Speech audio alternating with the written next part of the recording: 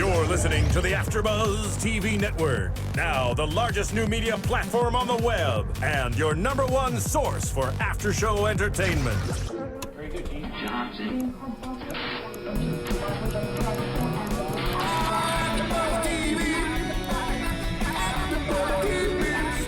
The AFTERBUZZ Studios in Los Angeles, California. Presented by Maria Menounos and streaming live thanks to Akamai Technologies. This is AFTERBUZZ TV's Revenge After Show.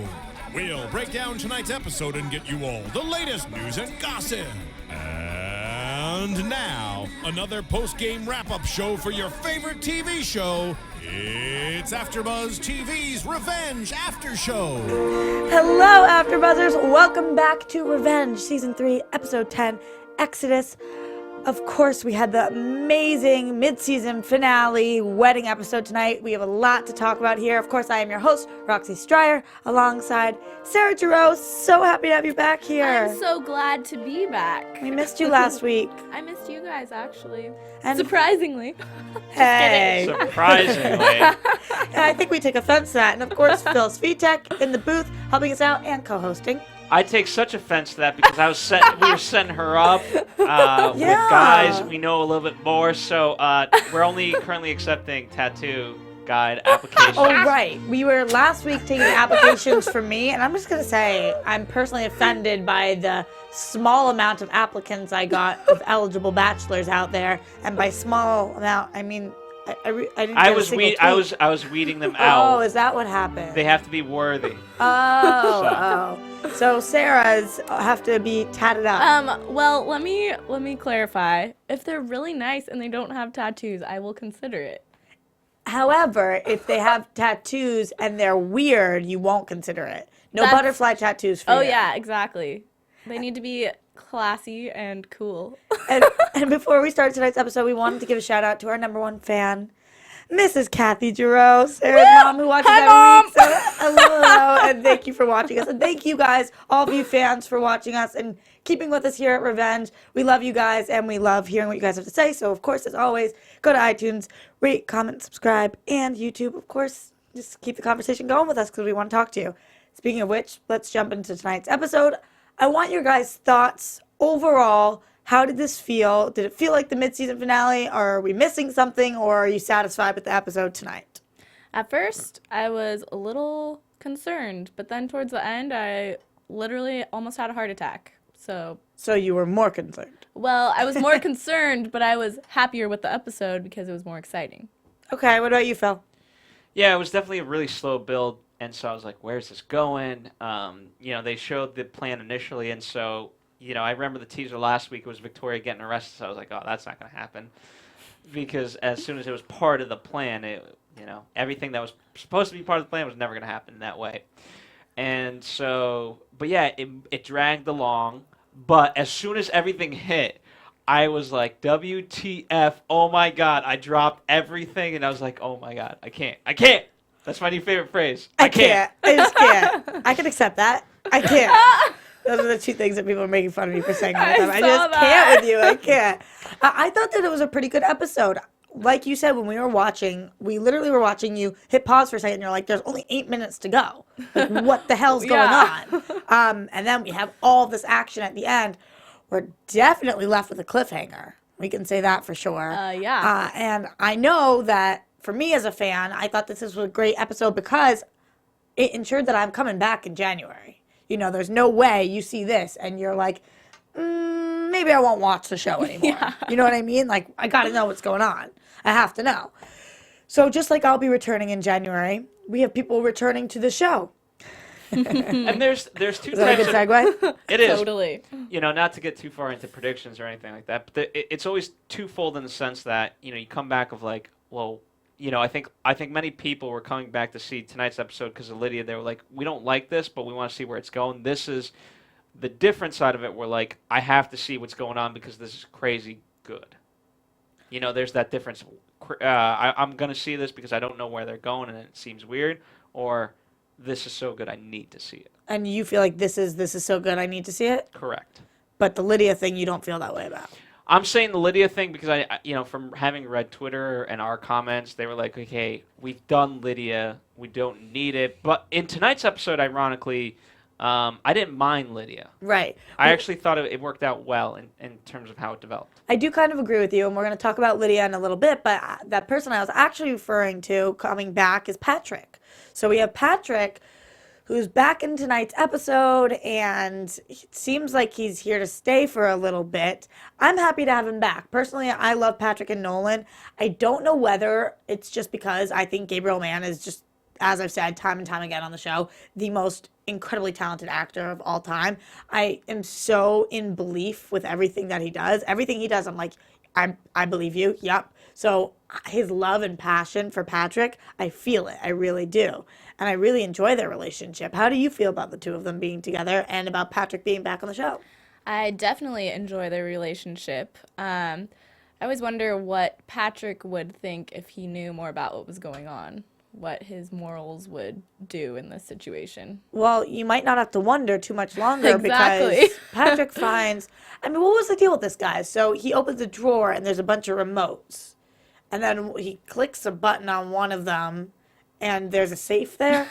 A painting moves and some safe comes out. Remember, we remember there was the safe that Emily put her stuff in. Remember he moved in and things like that. So it was introduced early on in the season. And so, by the way, Emily also put her stuff aside in the house, and you just got to be careful of where you place your revenge items. Right, but of course they know that at this point. I mean, there's no way that Nolan would. But they're blinded by love, especially Nolan. I mean, he couldn't be more euphoric. Do we feel like Nolan actually has feelings for Patrick, or do we feel like we know that they're a little bit there at least, but do we feel like part of this is just to help out Emily and keep him distracted, or do we think that it's completely because he has feelings? It's like when you ask, okay, on a film set, sometimes there's I'm nervous. Your analogies can get weird sometimes. They do get weird. Yeah. This is a true. In a movie that we produced, I had one of my guy friends. There was a sorority scene, and I said, "Okay, you gotta basically just talk to the girls, the sorority sisters, until they're scene, and it might be like 8-9 hours until their scene happens. So just keep them entertained." So he's like, "Okay." So it's just like an added, So it's like when Emily gives him that plan. So it's like, yeah, I can do that. I can not get him on the boat, so it's like an added bonus. You get what I'm saying? I can accept that. I can accept that. All right, that was a good. I know. What about you? What are you thinking about it? I think it's a little bit of both as well. It was a task that he was willing to take because it wasn't going to be that hard for him. So it's a little bit of both for me. Are we skeptical about Patrick at all, about what his motives are? I mean, we know what he did to Conrad. Do we think that that was an anomaly, not what he usually is like, or do we think that there's a lot to him that we don't know? I think he's not to say he's one-dimensional, but I think he has, as of now, we're seeing two things. He does have a love for Patrick, but he will do anything to protect Victoria and even give up his love for Nolan, right? And so I think that's his only dimension, is whatever he's got to do to protect and care for Victoria. Okay. And what the great part about Patrick being back is it was this negotiation. Now Victoria's coming to the wedding. So we were wondering last week, how are we going to get Victoria to the wedding? And we're going to be annoyed if she just randomly changed her mind and decides to go. For me, this was fulfilling enough that this was how it all went down. Basically, Patrick comes back and he's pro-family. We know Patrick's always been pro-family. Conrad allows Patrick back on the base that Victoria will be going to the wedding. I know that Emily approached Conrad about this, but why do we think it's so important for Conrad, like so important that he would let Patrick back to have Victoria at the wedding? Conrad is pretty selfish. Why does he care so much? Well, he was saying something about he didn't want Victoria's absence to be the main focal point at the wedding. Right, but why does he even care? I feel like he's degaff about anybody but himself. Yeah. Maybe it has to do with Lydia and he wants... I don't really know exactly. I think, in these past couple episodes, and past meaning like literally the last 10 episodes, Emily and Conrad have developed a weird relationship. Yeah. And but he has always loved Daniel, you know, for better or worse. That's true. But I think in an odd way they have developed this friendship almost. I agree. I think it's kind of weird. And honestly, I think that the relationships that Emily is developing with Charlotte, with Daniel, with Conrad, with all of them, I still think she hates Conrad. I really do think that, but Oh, certainly. I loved her line. my father would, yeah. I share the same exact feelings towards you as my father would. Yeah, it was great. But I do think that it's, as the years go by, I mean, we're on year 3 here, it's going to get harder and harder. And we know that her revenge plan, this was supposed to be it, and it didn't work. Which means, of course, she's going to think of another one, and then another one. And as the years go on, she's, instead of developing fake relationships, they're actually turning into real relationships, especially with Charlotte, who's her legitimate sister. Yeah. So do you think at some point her quest for revenge is going to be outweighed by the relationship she's developing? I think it's possible, but I don't know if the show would actually go in that direction, because then what is the show? Just a soap opera? Well, I think that would be the end of the show. Yeah, exactly. I mean, the show, let's talk about it for a second. I know it's more about predictions, but the show could end in one of 2 ways. She either gets her revenge or she doesn't. Yeah. You know? And we know from the very first season that what the father wants is for her to do what he couldn't and let go. You know, that's what he says in her note. He says, I don't remember the exact wording. Do you guys remember? He says that I don't want you to hold the grudge or seek vengeance. I hope that you are able to live and let live, basically. Yeah. But if you can't, here are all the facts and whatever happened. So I think that the show could either end with her getting her revenge, or it can end with her becoming who her father wanted her to become. Or maybe that will be her revenge, to forgive everyone, because Well, then that wouldn't, I don't think that would be it's defined not as revenge. technically exactly. revenge, but for her to be happy and get what she really does want, like family and friends and everything, that would be kind of revenge. I guess so. I guess you could consider it like that. But anyway, that's just predictions. I'm just going off on tangents now. Everybody's like, God, talk about tonight's episode. Yeah. Okay, so we've got Patrick back. And yes, like you were mentioning before, of course, we have Lydia back as well. Well, just real fast, in terms of Patrick, you know, I like all these not new players, but old players being reshuffled into the deck are, you know, small elements that fickle the plot, right? You know, it was like, oh, well, Patrick's, he can't get on that boat. But it was that nice line from Emily of like, oh, I hope Patrick comes. Oh, don't worry, he's just picking up a few things, but he'll meet us in Nantucket. You know what I mean? So I like these little developments and these mini battles, so to speak. You like them because you feel like it lets there not be plot holes, or because why? No, not. You know, I don't think it's necessarily plot holes. I just think they're nice developments, and they added something to what was going on, and what could have been a simple thing. You know. Okay. Yeah, I could see what you're saying. To me, they're a little unnecessary, especially for a mid-season finale. I wish that we got more. Here's the thing, like, what I think. You know what I mean? I get what you're saying, but I think what it felt like, and this is ultimately in the best of ways, was, you know, that everything was riding on this day, right? And so it just became about everything has to be perfect. Okay, now Patrick's here. Okay, shoot, I got to deal with Patrick, and we'll talk about Lydia and all these different things, right? And they dealt with, because it was so last minute, they dealt with all these different problems at such a cursory level. They didn't have time to go through all the details and things like that to make sure that everything was going to go according to plan. It just, you had to make decision. And ultimately, you know, that was everything just, you know, as we talk about the wedding, that was the biggest hiccup, and nothing went to plan. Right. It is true. Nothing went to plan. And I think that knowing how life works, there should have been plan B, plan C, plan Q, you know? I mean, I know that we find that Emily has this, what did she call it? The that tracking button. device. Yeah, It was whatever like a that was. help button. A backup plan, Yeah. basically. But other than that, I mean, how could you bank on the fact that if you spill on somebody's dress, then they're going to go down into a room? and then you're going to be able to lock it, and they're going to go by themselves, and nobody's going to notice that you went missing, and nobody's going to follow you, and everybody's going to be, there were just so many variables that it might not be the most realistic thing for somebody of Emily or Aiden's life. Let me ask you, knowledge. Did the good guys, quote unquote, respond in a non-emotional way? Because I felt like every decision I need you tonight, to tell me who the good guys are, because at this Okay. point, you know I what don't I mean? know. Okay, Yeah. I'm gonna define Jack, but Jack isn't part of the plan in this sense. But I would say Aiden, Nolan, and Emily are the three core members, especially tonight, Of right? Team Good Guy. Team good guy. And it became GG for life.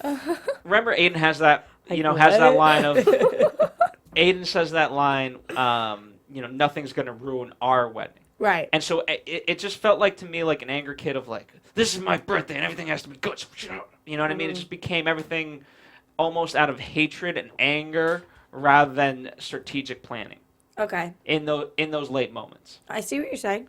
I do. I can accept that. I do want to talk about Lydia, though, guys. So Lydia's back, and as you mentioned before, sorry, fans. You guys seem to be pretty pissed about this.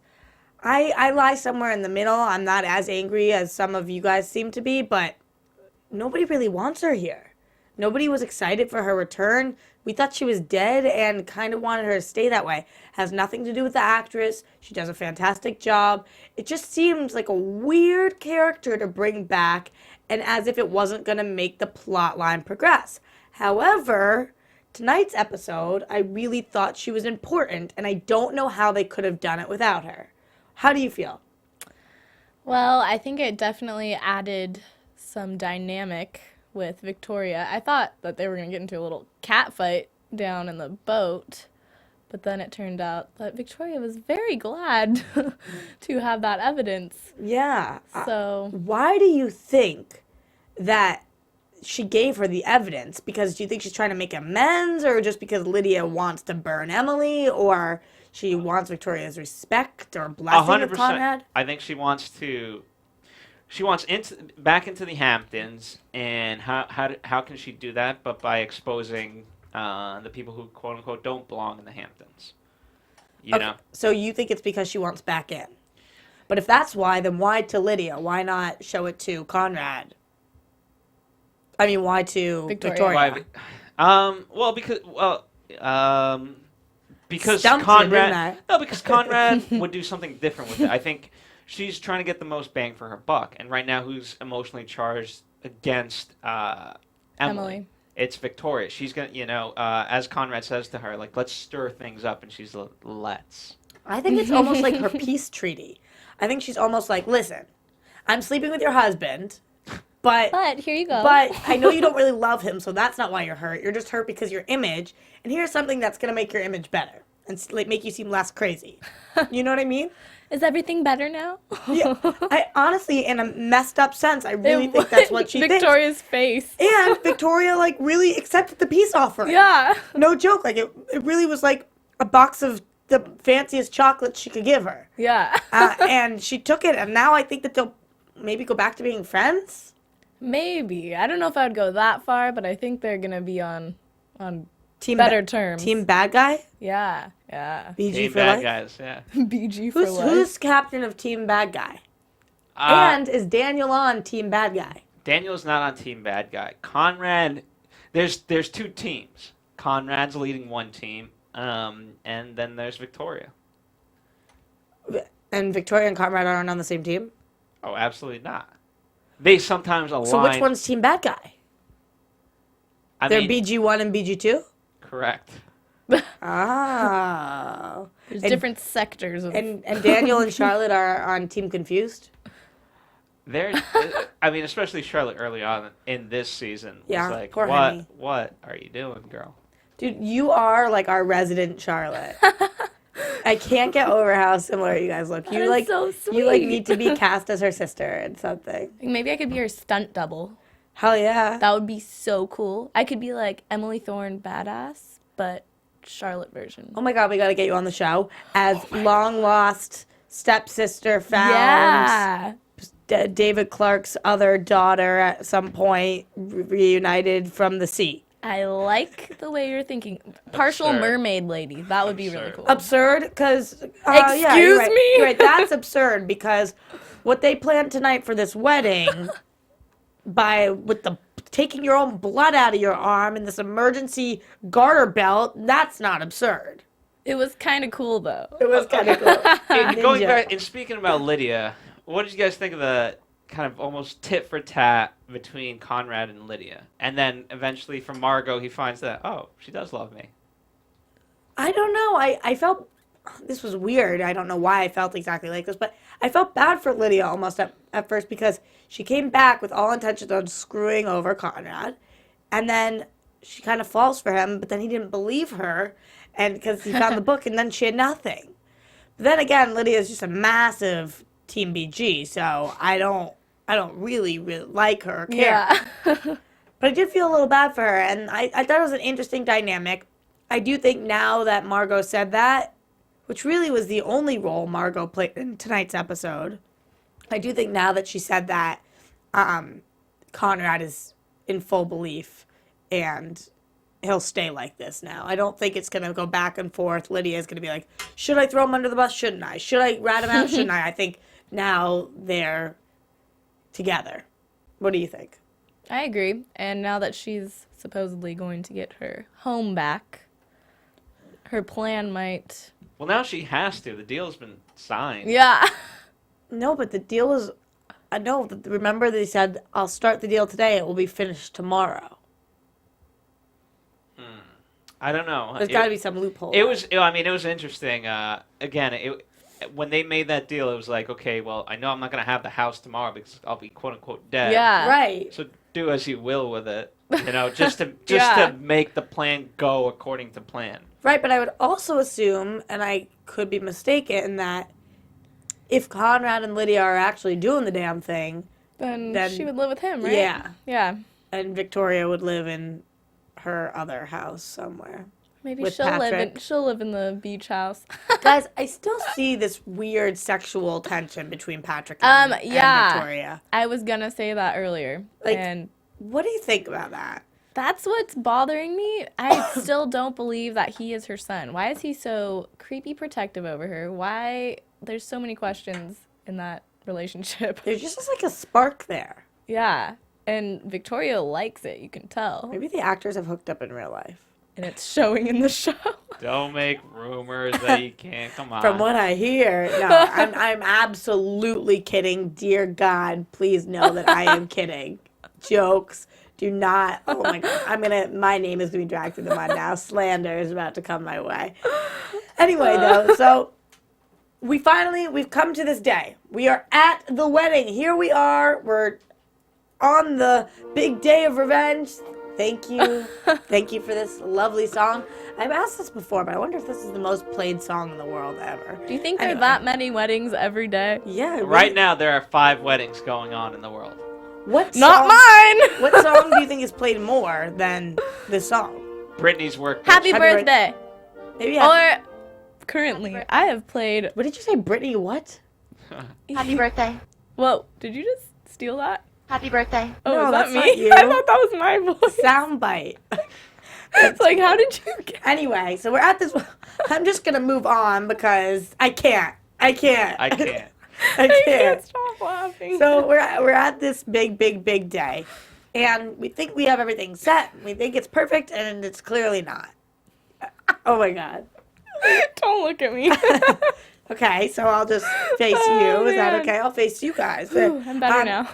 And what goes wrong?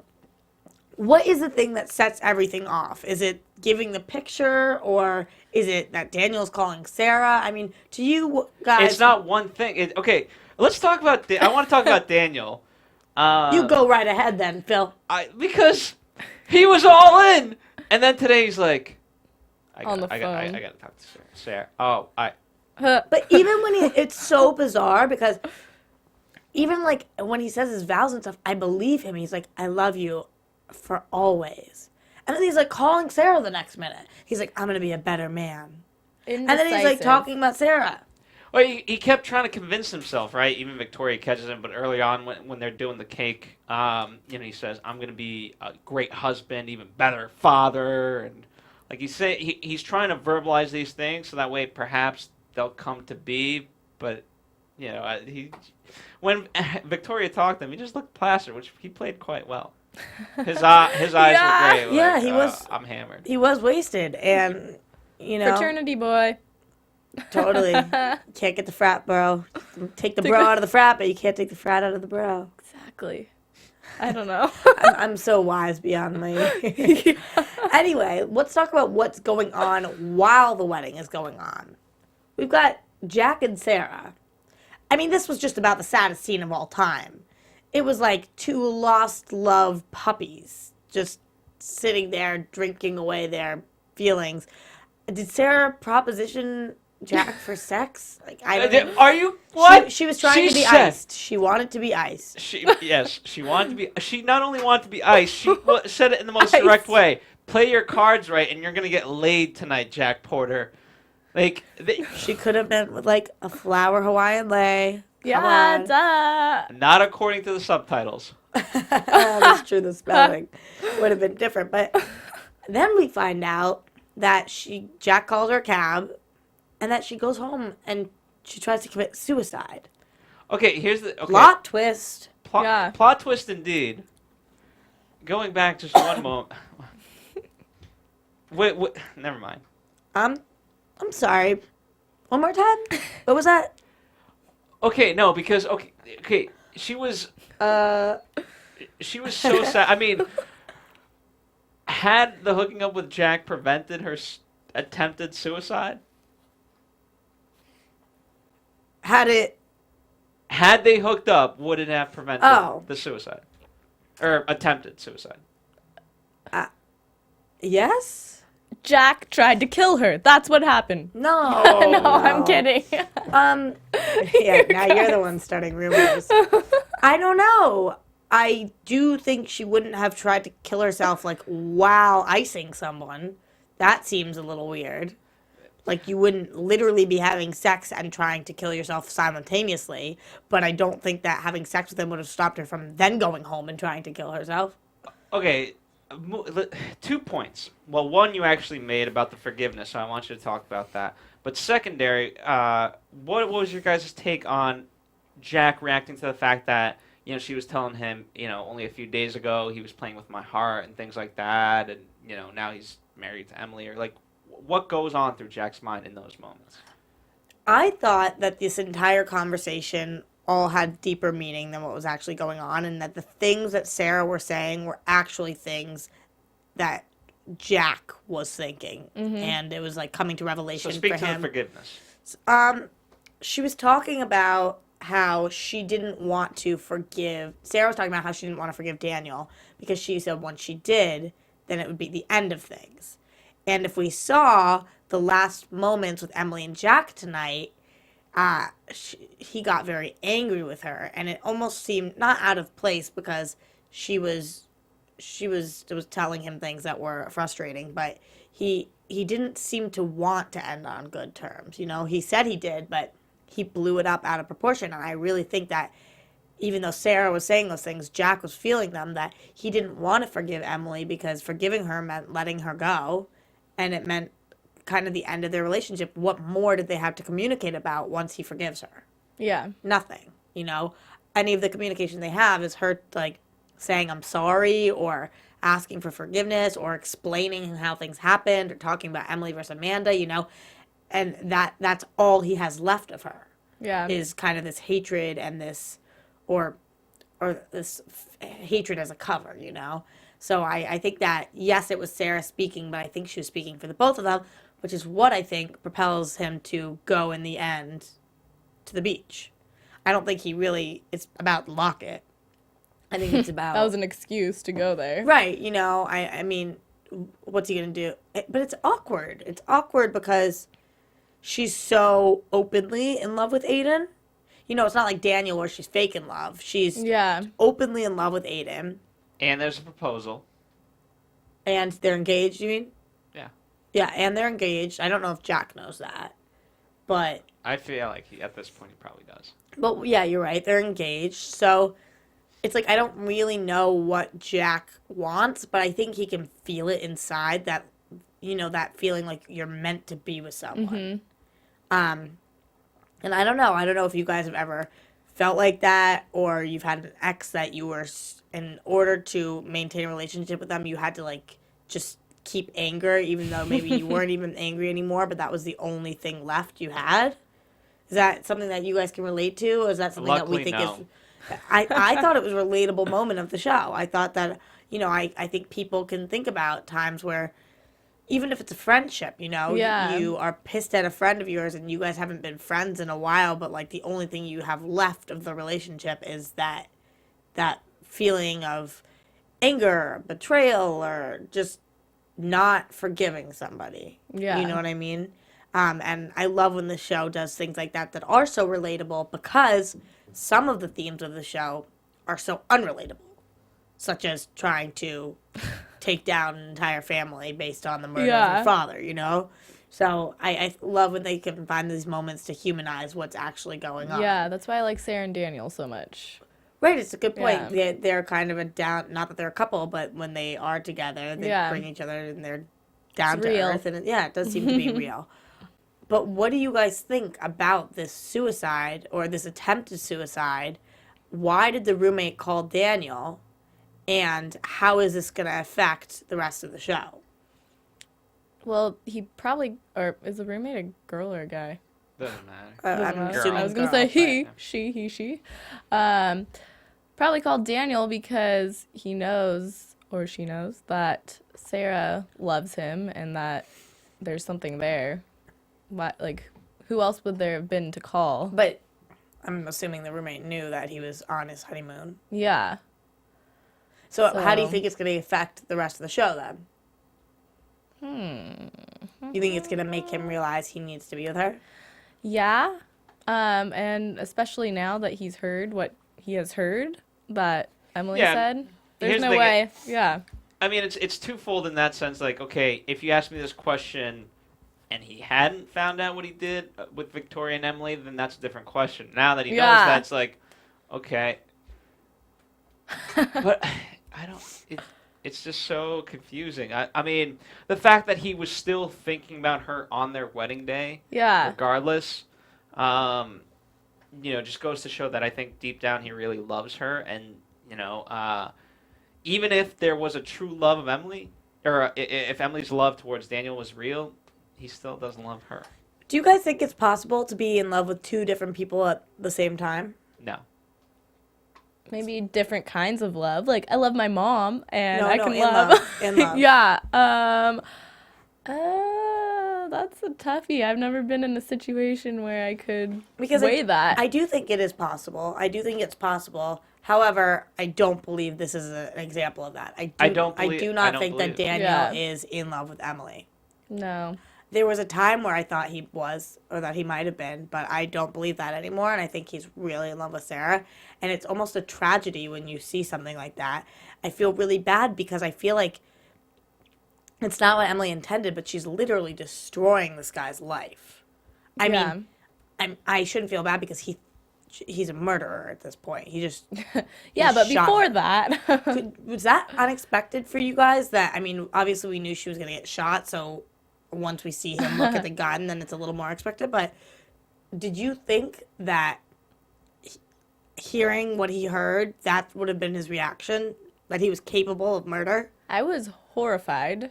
And it was kind of mirroring to me Sarah's suicide situation. Like, they both did really drastic things. Sarah was attempting to kill herself, and then he actually killed somebody, which is just as serious. Well, kind of, but... And, well, yeah. And I was just shocked that he would do that out of all the people on the show. To be fair, there was a lot of reflection, right, in tonight's episode. And when she's giving her vows, right, they have the flashbacks of things like that.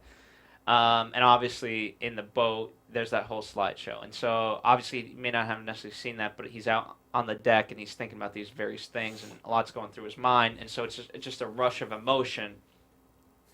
And so, I think as, he's hearing this speech between Emily and Victoria, he's connecting all the dots, just like Jack did, right? You know, like you caused Amanda's death.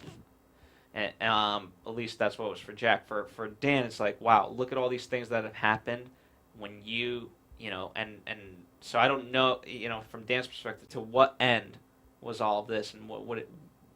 So I think at that point he just felt a tremendous amount of anger because he was lied to, and now he's married to someone that he doesn't love, and that's tricked him this whole time.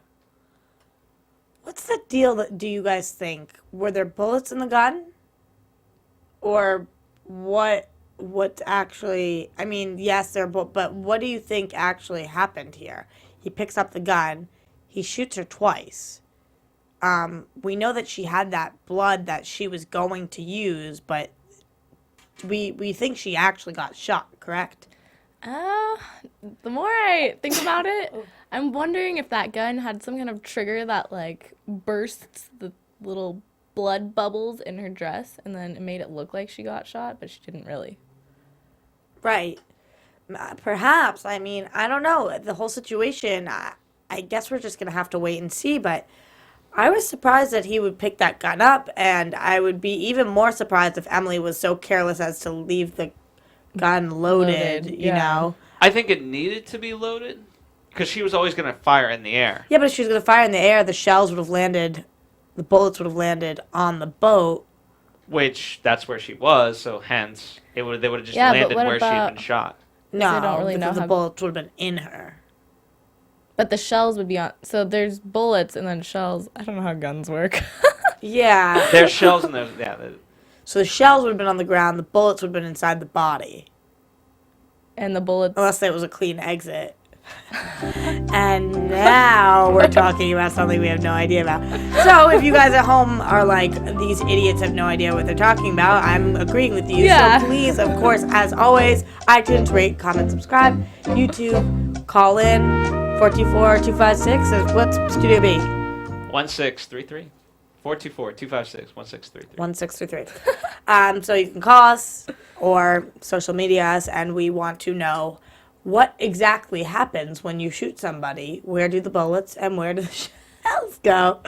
Oh my God, it sounds psycho when you say it out loud. I can't even. That's what I'm talking about. This show, sometimes the subject matters are so surreal that when they have those human moments that we can relate. Love them. I'm very appreciative of it. Here's what I do buy Daniel because his look. You buy Daniel what? That he is capable, and that would be his reaction in that moment. Because when he comes back to the rest of them, he has just that sickly, like, it almost looked like the Joker face of just like with a smile and just drunk and like, yeah, glassy eyes. If you guys remember, he already shot Aiden.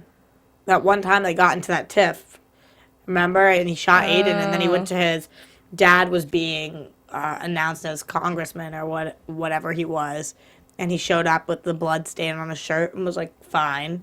So maybe he's good at covering up emotions. Do you think that we give Daniel too much credit? I mean, sometimes I put him on team good guys. Yeah, team GG. He's not team. But he's just maybe he should be tragedy. on BG or BG1. Maybe not BG1, but maybe BG2. I've said it from he's the sacrificial lamb. He is descending into hell no matter what because of the good guys, quote unquote. What do you think about Daniel? Where does he lie for you in your mind? I feel like he's kind of a bridge in between the two, and he goes back and forth. But at this point, I feel like he's pure evil. But he was drunk, but that's not an excuse, so I think he's bad. When I'm drunk, I kill. When I'm drunk, I kill everyone. So the part of the plan that stayed intact is that Victoria was alone elsewhere because Aiden made sure of that. Do we think that it's possible that Daniel would try to keep his mouth shut and blame this on his mother? Well, there's opportunity for him to do that. And if he is purely evil, he would do that. But I don't know if he would actually follow through, even though he doesn't like his mom very much. What do you think, Phil? I mean, there's a way to pull it off because Lydia obviously gives her this incentive. And obviously there's two versions of the photograph, so now the argument becomes, well, which is real? is the one that Lydia handed to Victoria photoshopped, or is the one that was there? You know what I mean? So it just raises questions. And the fact that Conrad found the journal with Lydia, and it was like, okay, what plans do you have to bring me down? So there's that supposed motive. Like, as soon as things were happening, to me it looked like everyone was just going to split apart, and then everyone was going to be alone, and it was like, okay, who really shot her? Because everyone now has an alibi or doesn't have an alibi because they were alone and no one can vouch for anybody. So that's what I thought the case was going to be, but, and the fact that, in some sense you had Lydia who was alone, you had Victoria alone, and Daniel alone. It could be played in multiple ways by everyone's part. Not just the good guys, quote unquote. Right, and I bet that the blackmail might kind of disappear for a little bit because nobody wants to blackmail somebody after they've been shot because it makes them number one target or on the hit list of somebody who would actually be the shooter, So if, for example, Lydia came out with this blackmail, then people would say, oh, Lydia's the one who shot her. Obviously, she has some sort of vendetta against her. You know what I mean? But the crazy part is we know Emily ends up in the hospital because we see that in scenes from the January episode, and we'll wait to talk about that for predictions. But what we actually see this week is that Aiden is on the beach waiting, and he says that she should have been there 10 minutes ago, and that Jack comes there, and they find her dress. So, of course, Phil, being that male he is, first thought in his mind is she naked? And then, of course... She must be! You just wanted to watch the screen turn to that, and now we're on an HBO show. Ain't nothing wrong with that. That is true. What's going on here, guys? Why is the dress there? It's got blood on it. Where is she, and why hasn't she activated her beep, beep, beep? Distress signal. Yeah. That makes me think she actually did get shot. Because if she's going to end up in the hospital in the end, she has to have some kind of wound. Right. Right. So now I take back what I said earlier. However, she has friends in such high places. She could have, fake I don't even know. I don't even know at this point. What do you think? I think a couple of things. I think she didn't do it because, as with the scenes from next week, I believe she really lost her memory. And so she's confused. She doesn't know who she is, and that's going to be complicated. Oh, I think that might be a play, but keep going. Well, I'm a little upset that we did see scenes from next week, only because it was such a great cliffhanger. Right. That I wanted just leave it. Right. Just leave me with that going into 2014. Just say, hey, back January 6th, whatever it is, and I'm there because I'm like, well, what's going to happen? I don't need a preview. Right. Or if we do get a preview, then show it more in not the hospital, but just split seconds, like they usually do, that flash and flash of different things. Yeah. But what do you think is actually going on at this time? I know you think she's naked, and she probably is, but I believe she did get shot. I believe she really did get shot. Okay.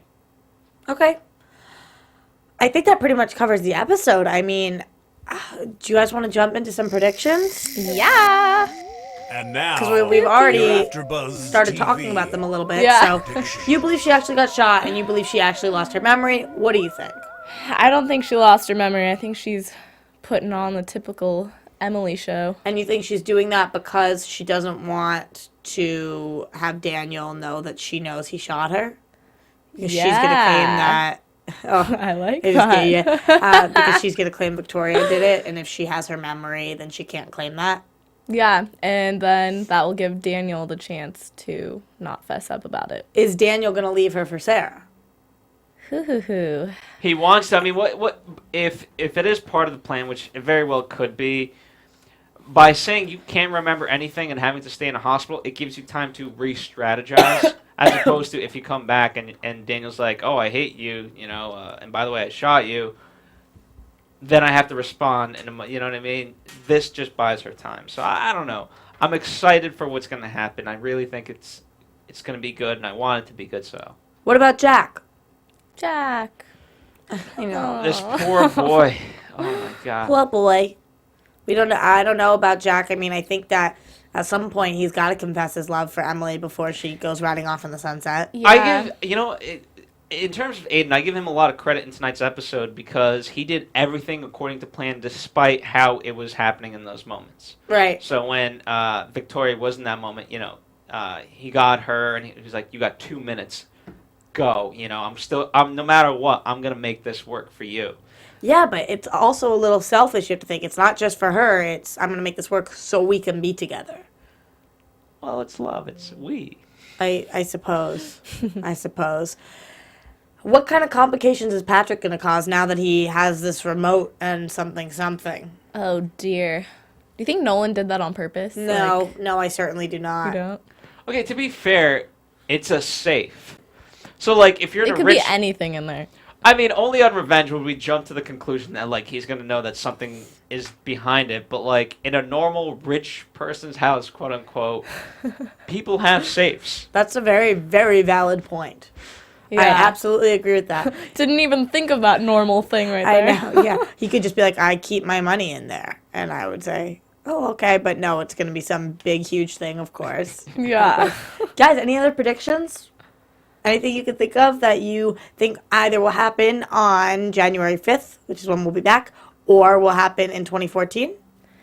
Oh, I want everything to be happy, as usual. I want You Sarah are too and cute. Daniel. You are just too cute. Sarah and Daniel. Team I don't Daniel. know. What do you think Jack is going to say to Emily? That's what I was thinking 2 minutes ago, and I forgot my train of thought. No, I think he's just going to be happy that she's there and not run away. And I think Yeah. that he's going to use the opportunity because if Emily actually did lose her memory, which I'm not certain she did, but if she did, I think he's going to I think he's going to be use that torn to because advantage. who forced her hand to play this this plot earlier than she ever wanted to? Right. Jack. Yeah, but I think he regretted that he did that. Hence why I think he's going to be really torn because if she is really shot and if she is really with memory loss, this poor guy's going to be so torn. I'm interested to see how the truth kind of reveals itself because Charlotte's always been on the fence, so I want to see where her alliances go and what she's going to do and say. And Yeah, I think Charlotte will play a bigger factor in this entire show than anybody ever realized she might. yeah. And I'm going to be interested to see, again, depending on how it comes out, as to how Lydia and Conrad react to each other. In terms of what? In terms of, because again, Conrad could think, oh, wow, obviously what would happen was a bad thing. Emily was shot.